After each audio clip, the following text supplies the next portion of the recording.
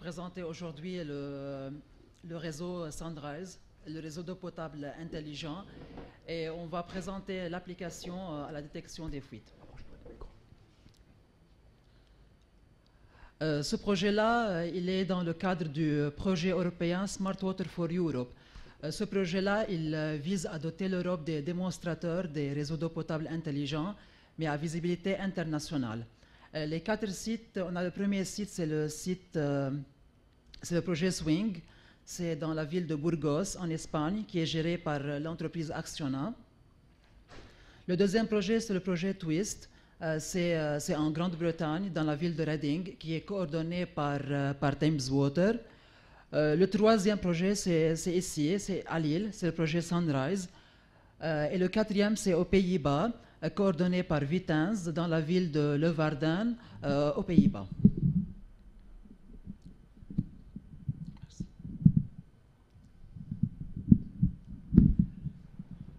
L'objectif de ce travail, tout d'abord, c'est la gestion du patrimoine. Il faut tout d'abord connaître notre réseau et ses caractéristiques avant d'implanter le concept SMART sur ce réseau-là. Le deuxième objectif, c'est la détection des fuites. Les fuites, que ce soit au niveau des bâtiments ou au niveau des canalisations, aussi bien que la sensibilisation des usagers, des citoyens sur les usages des eaux potables. Donc, avant d'implanter le concept SMART sur notre réseau, il faut tout d'abord construire un modèle d'information géographique. Ce modèle-là qui comprend tous les éléments hydrauliques et ses caractéristiques dans ce réseau-là. Puis, à l'aide du développement technologique, on passe vers la phase d'instrumentation. On va instrumenter notre réseau pour mesurer la quantité et la qualité de l'eau, pour savoir tout ce qui se passe dans notre réseau.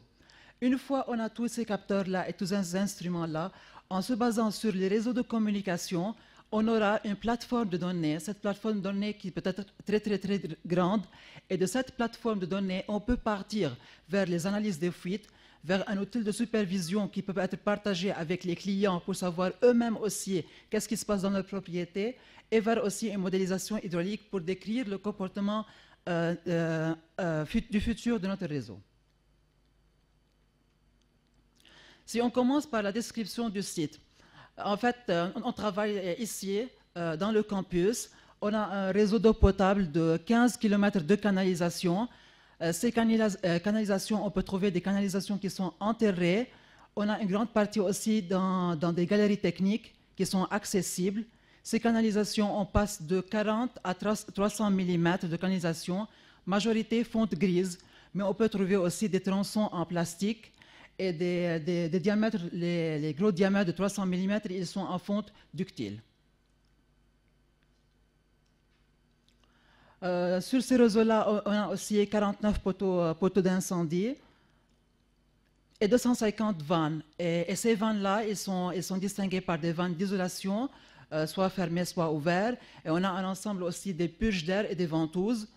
On a passé pas mal de temps avec nos partenaires pour découvrir l'état de ces vannes. On a parfois creusé pour mettre tous ces éléments hydrauliques dans un système géographique bien défini. Tous ces éléments, ils sont bien géolocalisés avec leurs coordonnées, leur état et leurs attributs. Même aussi pour les canalisations, on a les historiques des fuites pendant 5 ans.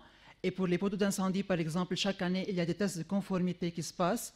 On a même introduit tous ces attributs-là dans notre modèle.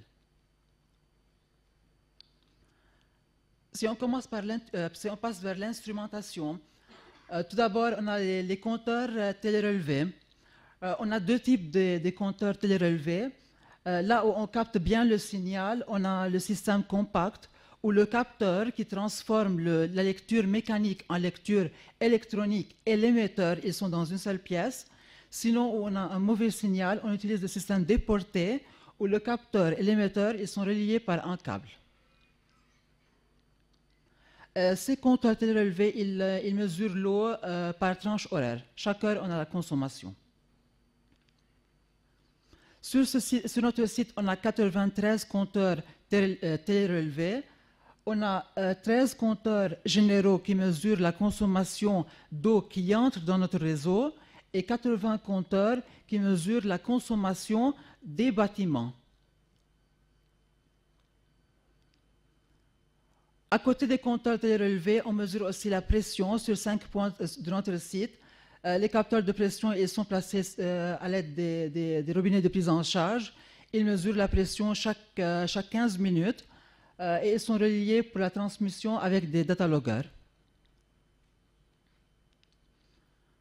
Et on a aussi placé le système IR qui est déjà décrit de la société Sainte-Lisagne.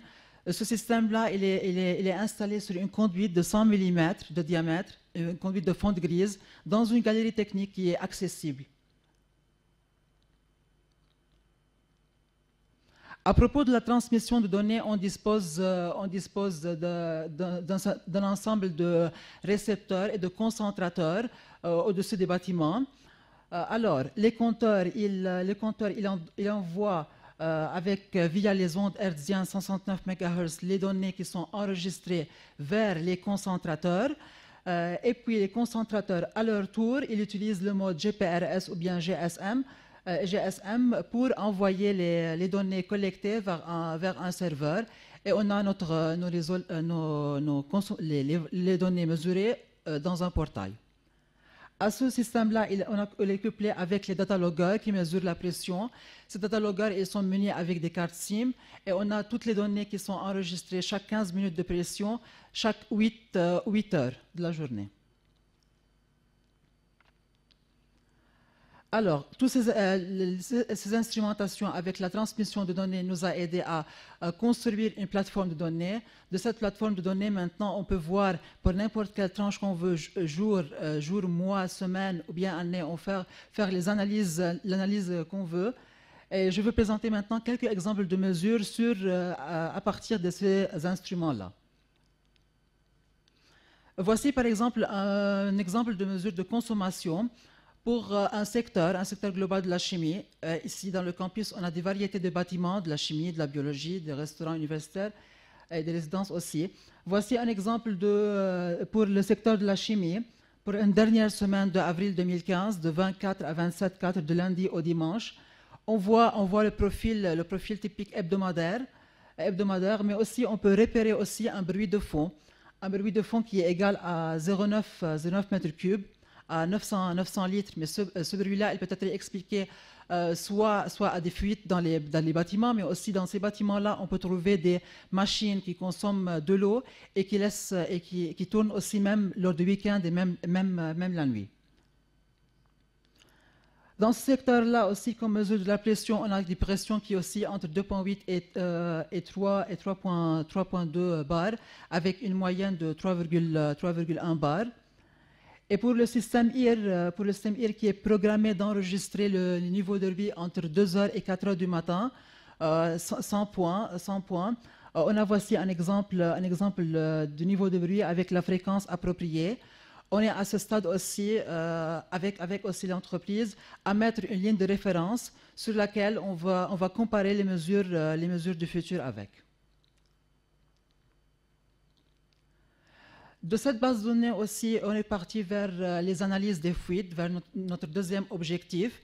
On a tout d'abord commencé à appliquer la méthode traditionnelle, qui est le suivi du débit nocturne minimum entre 2h et 4h du matin. Entre 2h et 4h du matin, là où tout le monde, on n'a pas de consommation, on détermine le débit minimum nocturne.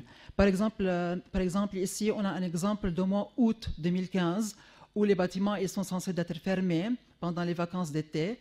Je prends l'exemple d'un bâtiment là où le débit nocturne minimum est à peu près de 0,1 mètre cube.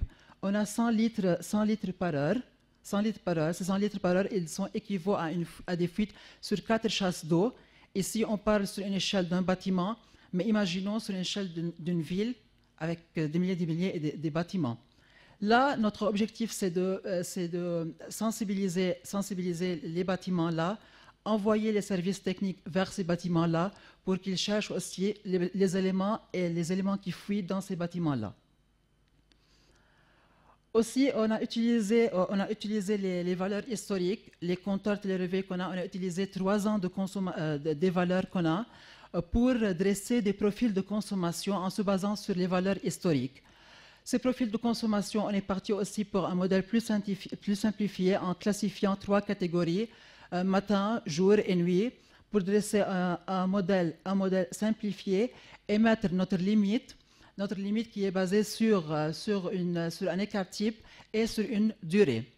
L'application de cette méthode sur l'échelle d'un bâtiment nous a permis de détecter des consommations anormales et même des fuites qui est caractérisée par un débit de fuite qui est constant. Ça, c'est un exemple dans un bâtiment de la physique où une fuite apparaît lors d'un week-end, elle a dépassé la limite. Mais aussi à l'échelle d'une zone où on a détecté aussi récemment une fuite dans le domaine de l'école centrale. On a aussi bien localisé cette fuite et on l'a réparée, on l'a détectée à partir de notre étude. Comme conclusion, alors aujourd'hui, on a une meilleure visibilité de notre réseau.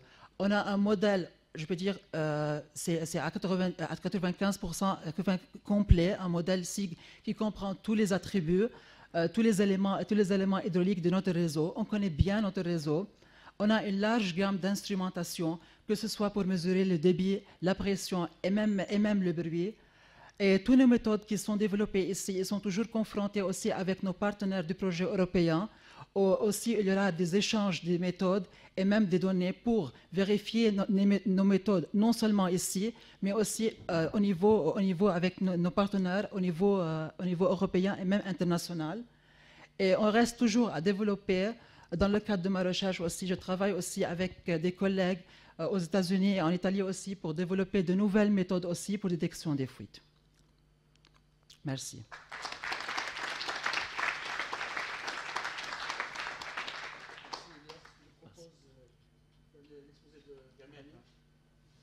Donc, Amani sur la question de qualité.